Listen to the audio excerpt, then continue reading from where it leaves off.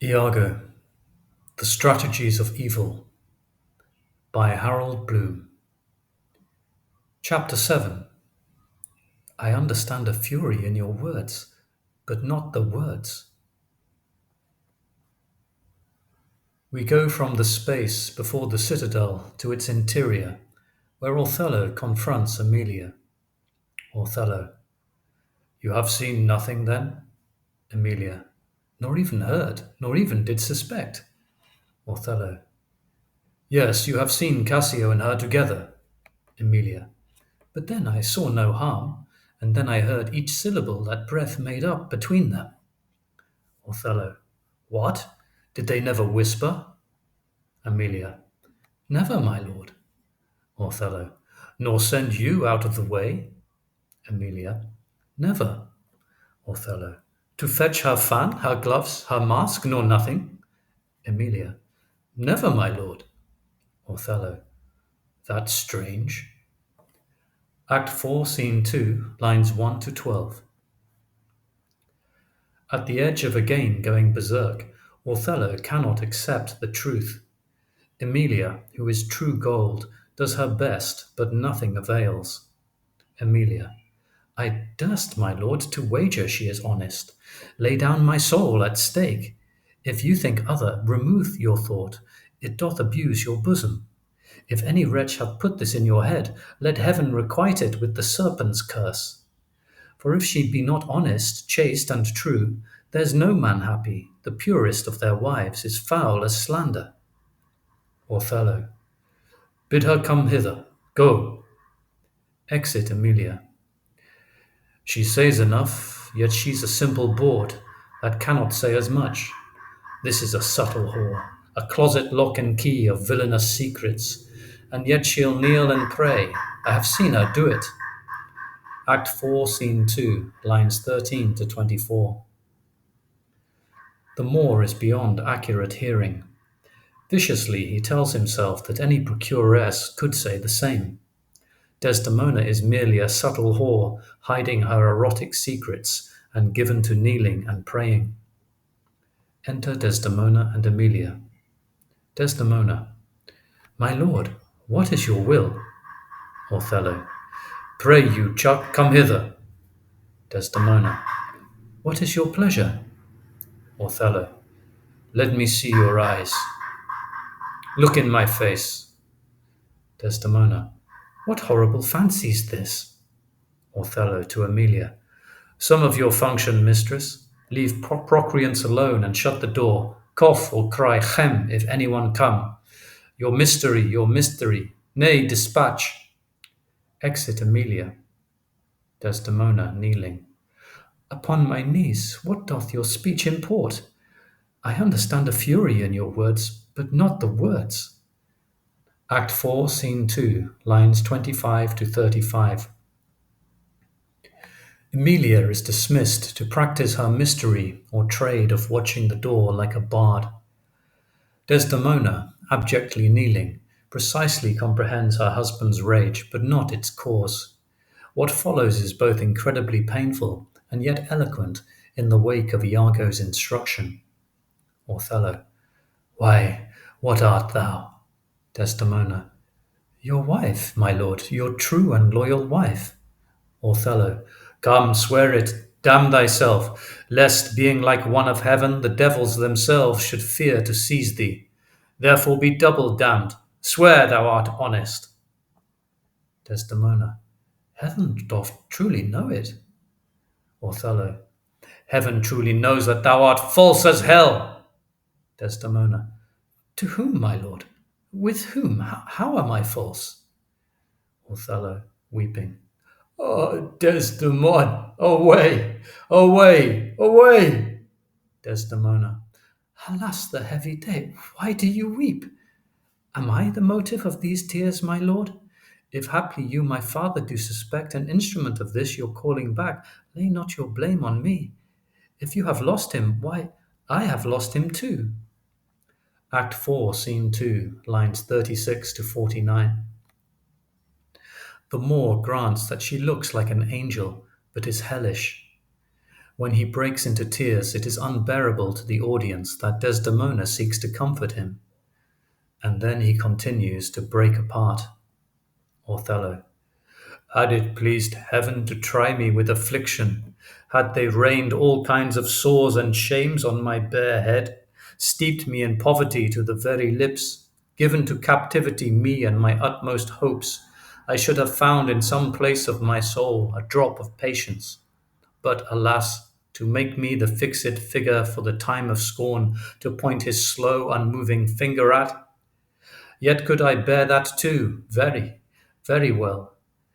But there where I have garnered up my heart, there either I must live or bear no life. The fountain from the which my current runs, or else dries up to be discarded thence, or keep it as a cistern for foul toads to knot and gender in. Turn thy complexion there, patience, thou young and rose-lipped cherubin. Ay, there look grim as hell. Desdemona. I hope my noble lord esteems me honest. Othello. Oh, ay, as summer flies are in the shambles, that quicken even with blowing. O thou weed, who art so lovely, fair, and smell'st so sweet, that the scent aches at thee, would thou hadst ne'er been born. Act 4, Scene 2, lines 49 to 71. The moral ugliness of the Moor makes us wonder whether his wounded dignity outweighs his love. Invective pours from him as though he has become a cesspool, despite his imagery of fountain or fresh spring. The disproportion between his uncontrollable rhetoric and the blameless Desdemona surpasses all measure. Desdemona. Alas, what ignorant sin have I committed? Othello. Was this fair paper, this most goodly book, made to write whore upon? What committed? Committed? O thou public commoner!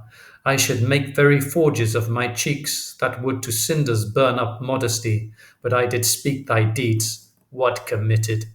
Heaven stops the nose at it, and the moon winks. The bawdy wing that kisses all it meets is hushed within the hollow mine of earth, and will not heart. What committed? Impudent strumpet. Desdemona. By heaven, you do me wrong. Act 4, Scene 2, lines 72 to 83. Heroically braving this barrage, Desdemona invokes heaven against the Moor's slanders. Othello. Are you not a strumpet? Desdemona. No, as I am a Christian. If to preserve this vessel for my lord from any other foul unlawful touch, be not to be a strumpet, I am none. Othello. What? Not a whore? Desdemona. No, as I shall be saved. Othello. Is't possible? Desdemona. Oh, heaven forgive us. Othello. I cry you mercy then. I took you for that cunning whore of Venice that married with Othello. Calling out. You, mistress, that have the office opposite to St. Peter, and keeps the gate of hell. Enter Emilia. You. We have done our course. There's money for your pains. I pray you turn the key and keep our counsel. Exit. Act 4, Scene 2, lines 84 to 98. We have done our course obscenely implies that Othello's rant is an erotic escapade. Yet there are darker overtones, preluding murder. The decline and fall of the Moor possesses a violence from within that assaults the audience beyond the limit of endurance. Not only is Othello's catastrophe incredibly painful, Shakespeare draws it out at excruciating length. Iago gets inside us. We can fight against him, but his sadism becomes ours. Emilia. Alas, what does this gentleman conceive? How do you, madam? How do you, my good lady? Desdemona. Faith, half asleep. Emilia. Good madam, what's the matter with my lord? Desdemona. With who? Emilia. Why, with my lord, madam. Desdemona. Who is thy lord? Emilia. He that is yours, sweet lady. Desdemona. I have none. Do not talk to me, Emilia. I cannot weep, nor answers have I none. But what should go by water? Prithee tonight lay on my bed my wedding sheets. Remember, and call thy husband hither. Emilia. Here's a change indeed. Exit. Desdemona. 'Tis meet I should be used to, very meet. How have I been behaved, that he might stick the smallest opinion on my least misuse? Act 4, Scene 2, lines 99 to 114. Dazed, Desdemona holds back her tears and tries to believe that somehow she has deserved this anguish. The wedding sheets will remain virginal and presage her terrible end. Iago prolongs his triumph. Enter Iago and Emilia. Iago. What is your pleasure, madam? How is it with you? Desdemona. I cannot tell. Those that do teach young babes do it with gentle means and easy tasks. He might have chid me so, for in good faith I am a child to chiding.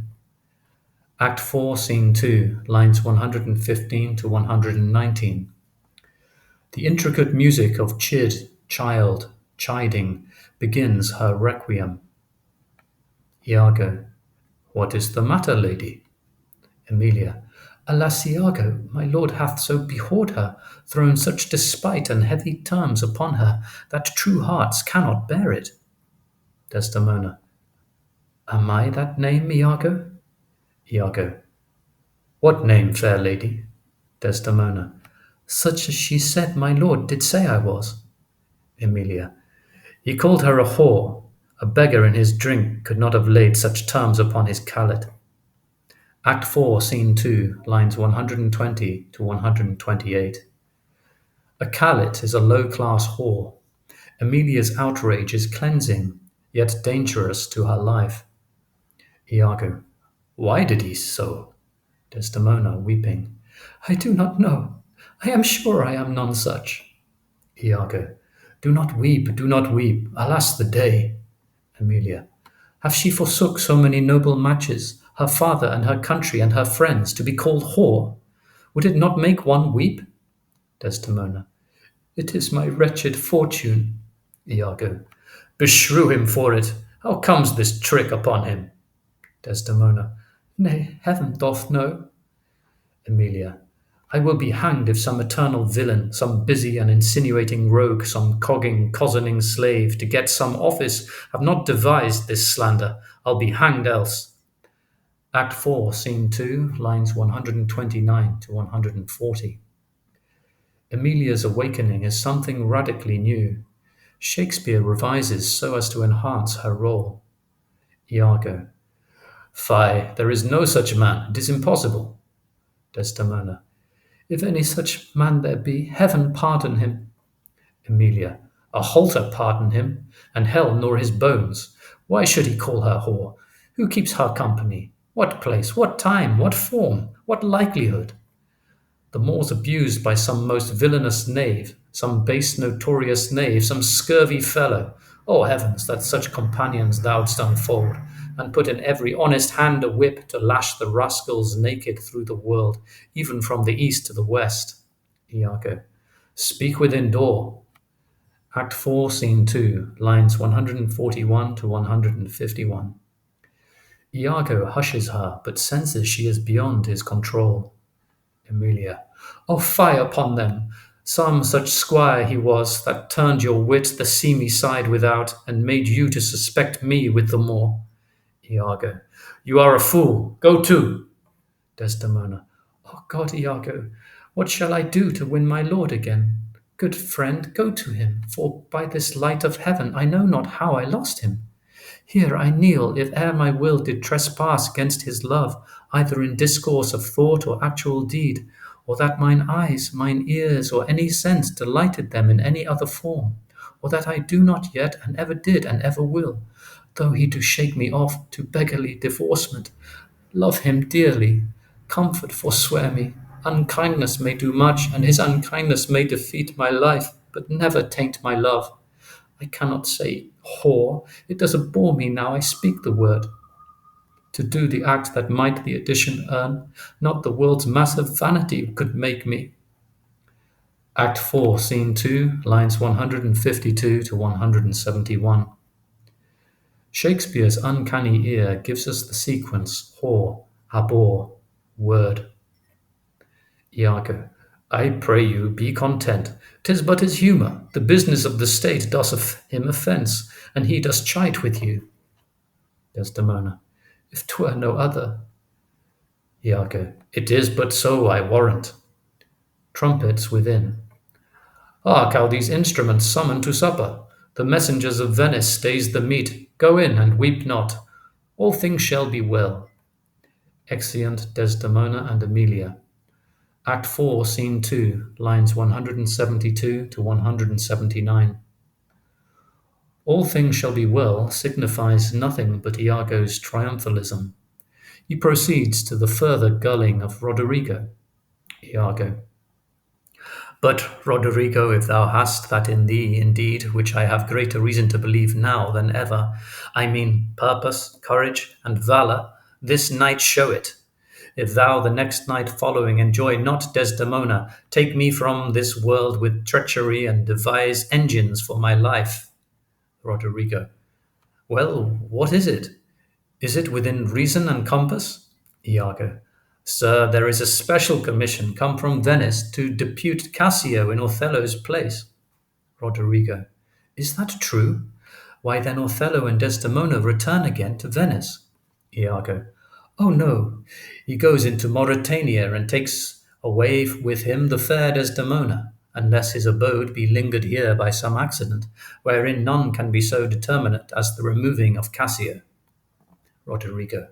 How do you mean removing him? Iago. Why, by making him incapable of Othello's place, knocking out his brains. Roderigo. And that you would have me to do? Iago. Ay, if you dare do yourself a profit and a right. He sups tonight with a harlotry, and thither will I go to him. He knows not yet of his honourable fortune. If you will watch his going thence, which I will fashion to fall out between 12 and 1, you may take him at your pleasure. I will be near to second your attempt, and he shall fall between us. Come, stand not amazed at it, but go along with me. I will show you such a necessity in his death that you shall think yourself bound to put it on him. It is now high supper time, and the night grows to waste. About it! Roderigo. I will hear further reason for this. Iago. And you shall be satisfied. Exeunt. Act 4, Scene 2, lines 214 to 240. William Hazlitt, the great English romantic literary critic, in his Characters of Shakespeare's Plays, 1817, best characterizes Iago. Our ancient is a philosopher who fancies that a lie that kills has more point in it than an alliteration or an antithesis, who thinks a fatal experiment on the peace of a family a better thing than watching the palpitations in the heart of a flea in a microscope, who plots the ruins of his friends as an exercise for his ingenuity, and stabs men in the dark to prevent ennui. That will be the fate of Roderigo, and very nearly of Cassio. But first we return to the citadel, and to Othello, Desdemona, Emilia, and Lodovico. Lodovico. I do beseech you, sir, trouble yourself no further. Othello. Oh, pardon me, 'twill do me good to walk. Lodovico. Madam, good night. I humbly thank your ladyship. Desdemona. Your honour is most welcome. Othello. Will you walk, sir? Oh, Desdemona. Desdemona. My lord? Othello. Get you to bed on the instant. I will be returned forthwith. Dismiss your attendant there. Look to it be done. Desdemona. I will, my lord. Exit Othello with Lodovico and attendants. Act 4, Scene 3, lines 1 to 9. The agonizing death march of Desdemona proceeds. Once again I wonder at Shakespeare's protracted harrowing of the audience. There is a lyrical splendor in the farewell ceremony of Emilia's preparing of Desdemona for bed that jars our nerves as the slaughter impends.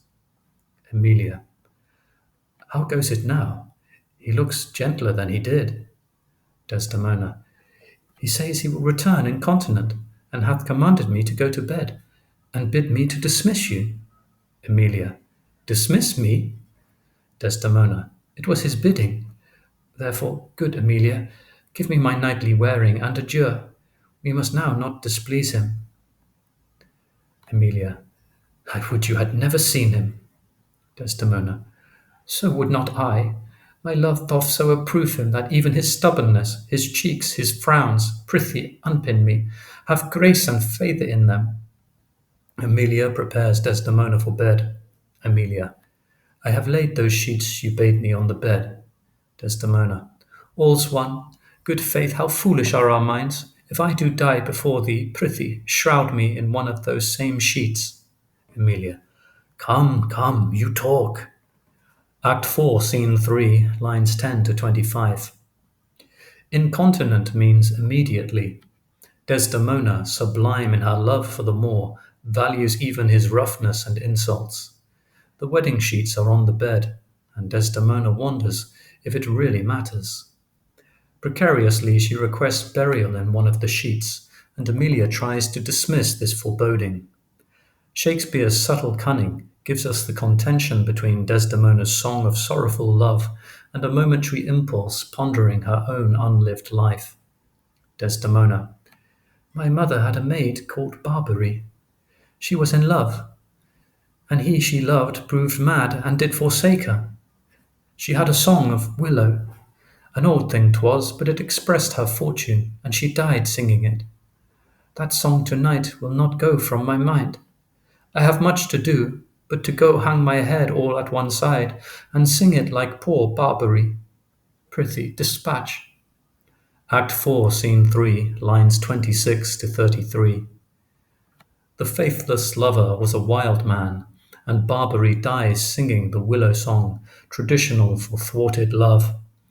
Musing on the handsome Lodovico, who would have been the proper bridegroom for her, Desdemona implicitly realizes she will share Barbary's fate. Emilia. Shall I go fetch your nightgown? Desdemona. No, unpin me here. This Lodovico is a proper man. Emilia. A very handsome man. Desdemona. He speaks well. Emilia. I know a lady in Venice who would have walked barefoot to Palestine for a touch of his nether lip. Desdemona singing. The poor soul sat sighing by a sycamore tree, sing all a green willow. Her hand on her bosom, her head on her knee, sing willow, willow, willow. The fresh streams ran by her and murmured her moans, sing willow, willow, willow. Her salt tears fell from her and softened the stones. Lay by these, singing, sing willow, willow, willow. Prithee hide thee, he'll come anon.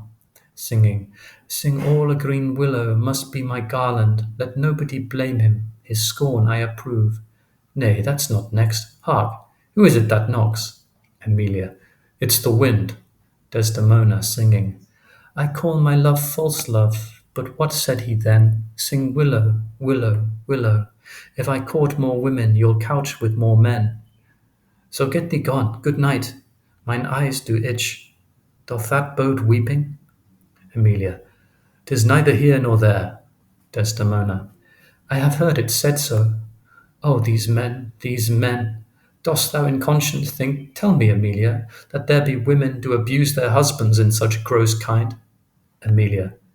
There be some such, no question. Desdemona. Wouldst thou do such a deed for all the world? Emilia. Why? Would not you? Desdemona. No, by this heavenly light. Emilia. Nor I neither by this heavenly light. I might do it as well in the dark. Act 4, Scene 3, lines 34 to 67. A free spirit, Emilia, is a truth-teller. Desdemona. Wouldst thou do such a deed for all the world? Emilia. The world's a huge thing. 'Tis a great price for a small vice. Desdemona. Good troth, I think thou wouldst not. Emilia. By my troth, I think I should, and undo it when I had done. Marry, I would not do such a thing for a joint ring, nor for measures of lawn, nor for gowns, petticoats, nor caps, nor any petty exhibition, but for the whole world. Ud's pity, who would not make her husband a cuckold to make him a monarch? I should venture purgatory for it. Desdemona. Beshrew me, if I would do such a wrong for the whole world. Emilia. Why, the wrong is but a wrong in the world, and having the world for your labour, 'tis a wrong in your own world, and you might quickly make it right. Desdemona. I do not think there is any such woman. Emilia. Yes, a dozen, and as many to the advantage as would store the world they played for.